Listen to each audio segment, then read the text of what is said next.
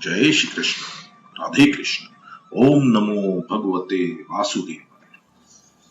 समाज में किसी को भी सुख शांति रही ही नहीं है। मैंने अनेक स्थानों का परिभ्रमण किया है, फिर भी मुझे शांति नहीं मिली। आज सारा देश दुखी क्यों हो रहा है? नारद जी ने इसके कई कारण बताए। धर्म और ईश्वर में जब तक आस्थावान नहीं बने तब तक देश सुखी नहीं हो सकता। जिसके जीवन में धर्म का स्थान प्रधान नहीं है, उसे जीवन में कभी शांति नहीं मिलती। धर्म और ईश्वर को भूलने वाला मानव कभी सुखी नहीं होता। जगत में अब धर्म रहा ही कहां है? नारद जी ने यह दुख से कहा है कि अब इस जगत में सत्य रहा ही नहीं है। जगत में असत्य बहुत बढ़ गया है। असत्य के समान कोई पाप नहीं है। विनिषदों में कहा गया है, असत्य भाषी को न केवल पाप ही लगता है, अपितु उनके पुण्यों का भी क्षय होता है। यदि सच्चा आनंद पाने की इच्छा रखते हो तो सत्य में निष्ठा रखो। असत्य बोलने वाला व्यक्ति न तो कभी सुखी हुआ है और न कभी होगा। मितभाषी बनो। मितभाषी बनोगे तो सत्यभाषी बन सकोगे।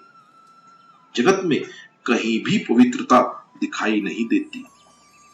शरीर और वस्त्र जिस प्रकार साफ सुथरे रखते हो, उसी प्रकार मन को भी पवित्र रखो।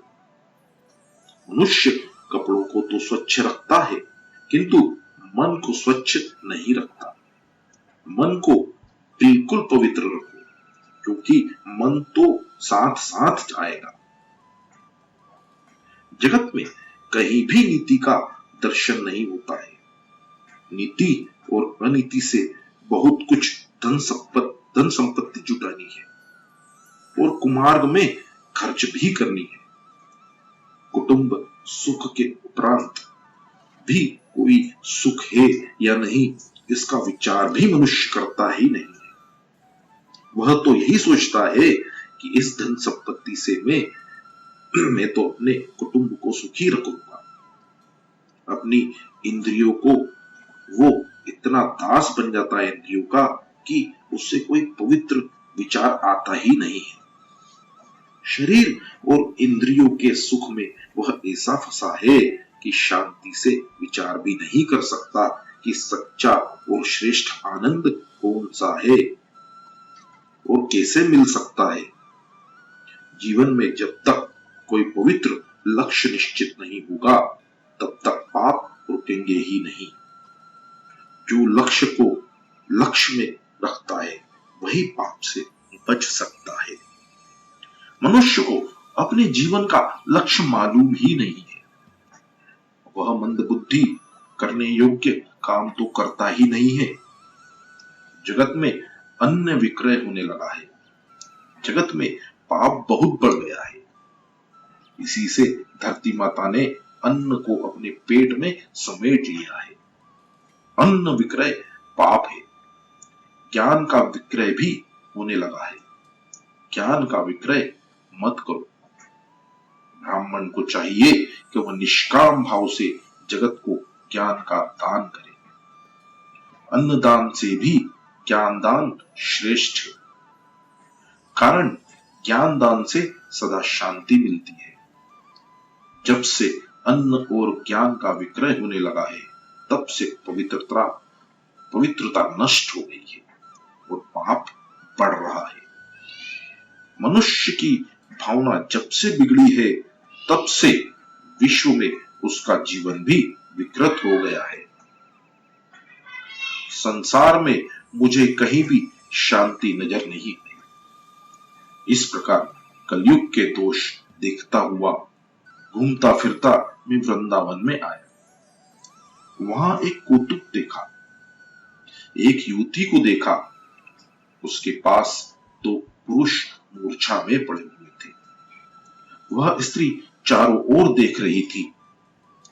उस स्त्री ने मुझे नारद जी को बुलाया। अतः मैं उसके पास गया।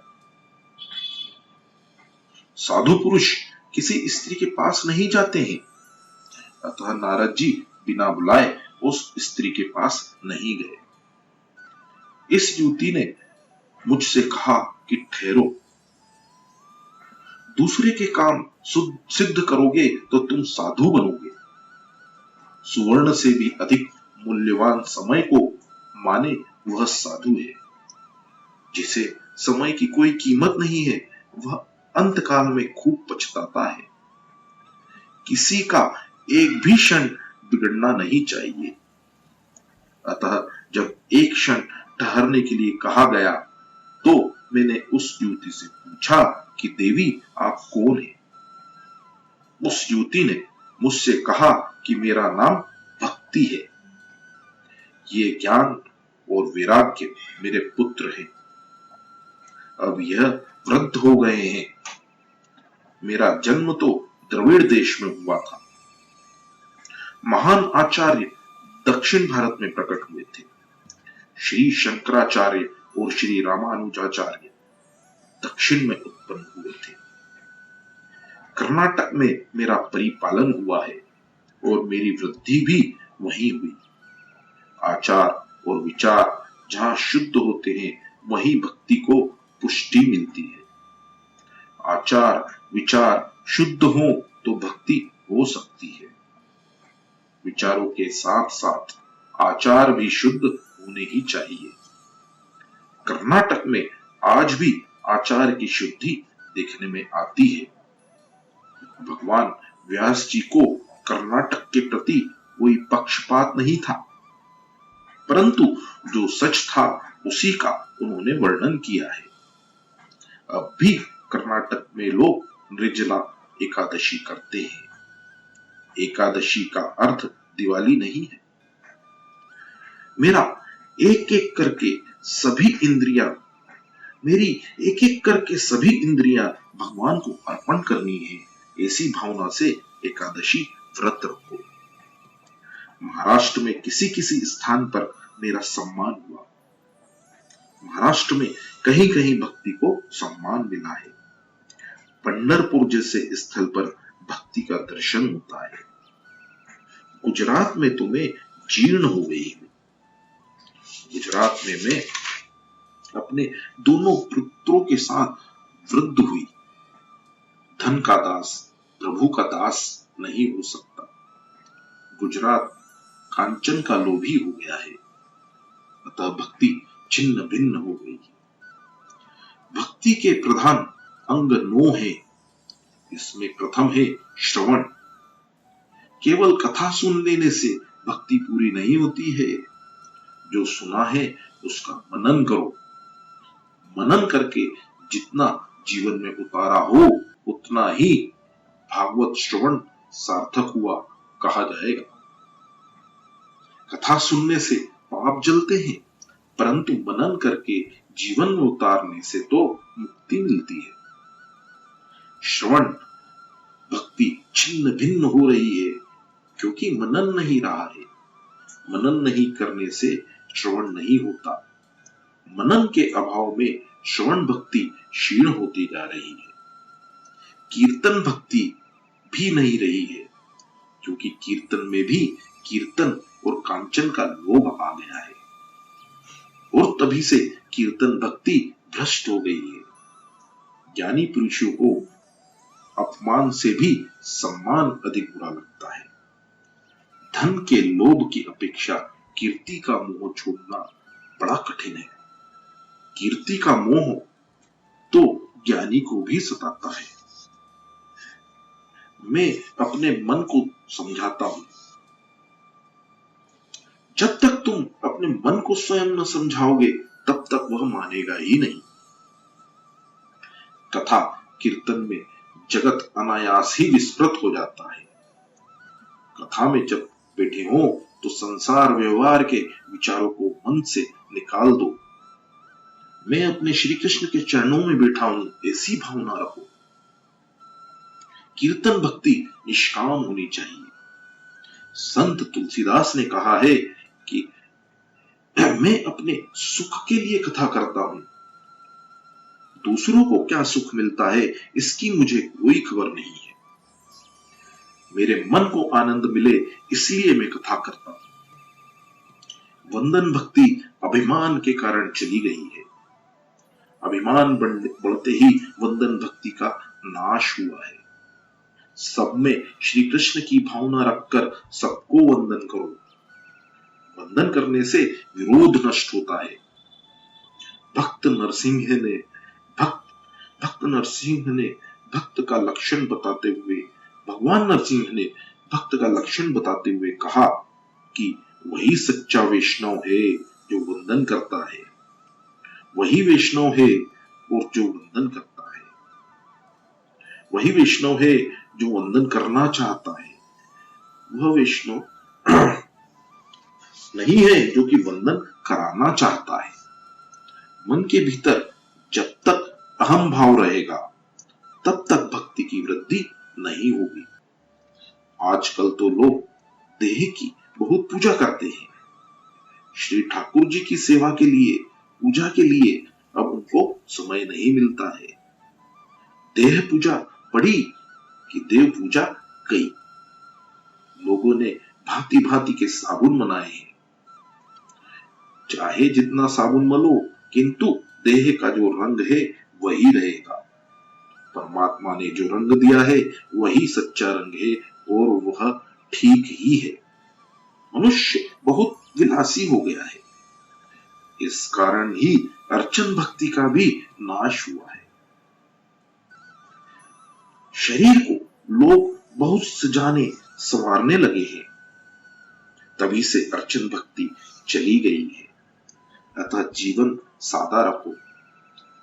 इसी प्रकार भक्ति के एक अंग का विनाश हुआ है, अर्थात जीव ईश्वर से विभक्त हुआ है, जुदा हुआ है, श्री ठाकुर जी से विमुख हुआ है।